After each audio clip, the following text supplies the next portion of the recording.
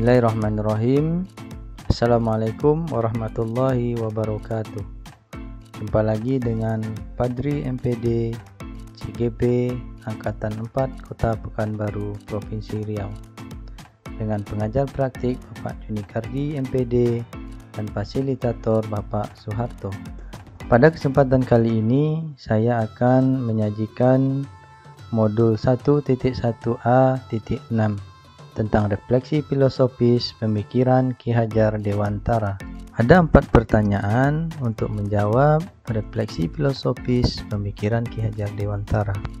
Pertanyaan pertama, apa pengetahuan dan pengalaman baru yang saya dapat setelah mempelajari secara mendalam pemikiran-pemikiran Ki Hajar Dewantara? Pertanyaan kedua, apa kekuatan saya dalam menerapkan pengetahuan dan pengalaman baru ini?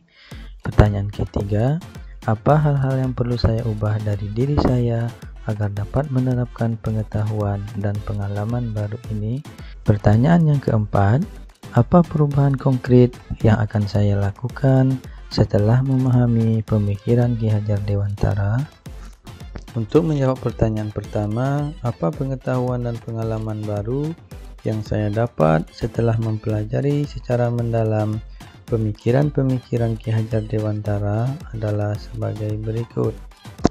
Pengetahuan dan pengalaman baru setelah mempelajari secara mendalam pemikiran-pemikiran Ki Hajar Dewantara, saya mendapat pengetahuan dan pengalaman baru tentang 1. Pengajaran itu tidak lain adalah pendidikan yang cara memberi ilmu atau kaedah hidup anak-anak lahir maupun batin.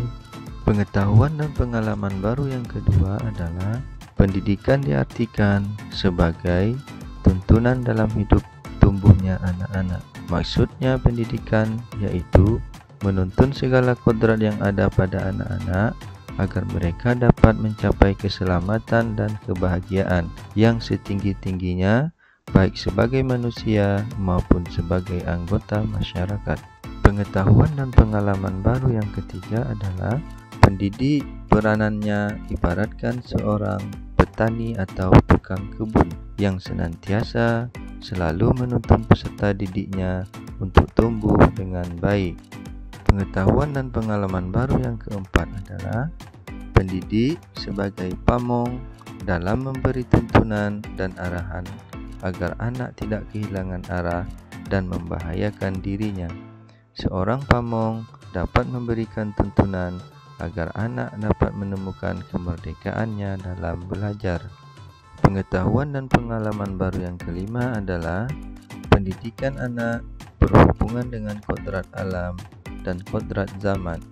Kodrat alam berkaitan dengan sifat dan bentuk lingkungan di mana anak berada, sedangkan kodrat zaman berkaitan dengan isi dan irama.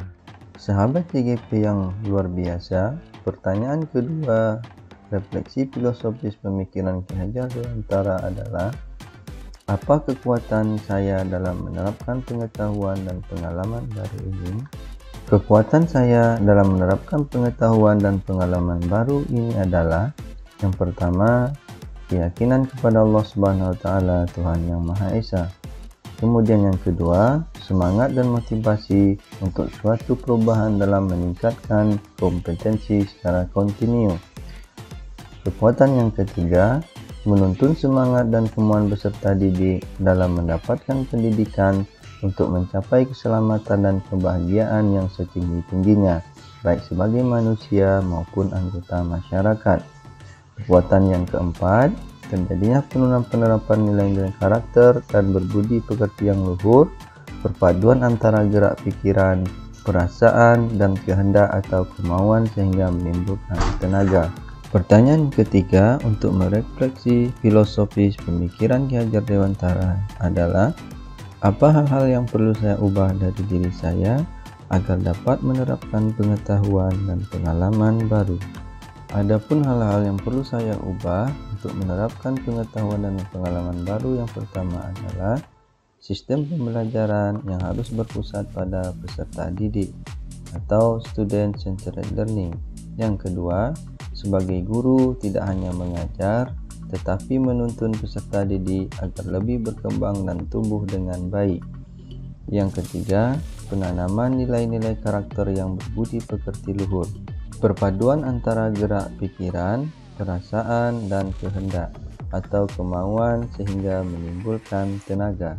Pertanyaan yang keempat, untuk menjawab refleksi filosofis pemikiran Ki Hajar Dewantara adalah, apa perubahan konkret yang akan saya lakukan setelah memahami pemikiran Ki Hajar Dewantara? Perubahan konkret yang akan dilakukan adalah sebagai berikut. Yang pertama, peran guru atau pendidik tidak fokus pada pengajar tetapi juga harus menuntun, dan sebagai pamong bagi peserta didik dalam meningkatkan dan mengembangkan SDM yang baik. Perubahan yang kedua, proses pembelajaran yang harus menerapkan Student Centered Learning atau SCL. Perubahan yang ketiga, dapat memahami karakter peserta didik serta memotivasi agar lebih sungguh-sungguh. Perubahan yang keempat adalah menghubungkan pembelajaran dengan mengaitkan pada kodrat alam dan kodrat zaman yang selalu menyaring setiap perubahan yang datang dari luar. Demikianlah pemaparan tentang refleksi filosofis pemikiran Ki Hajar Dewantara. Semoga bermanfaat untuk rekan-rekan CGP lainnya. Sekian dan terima kasih. Assalamualaikum warahmatullahi wabarakatuh.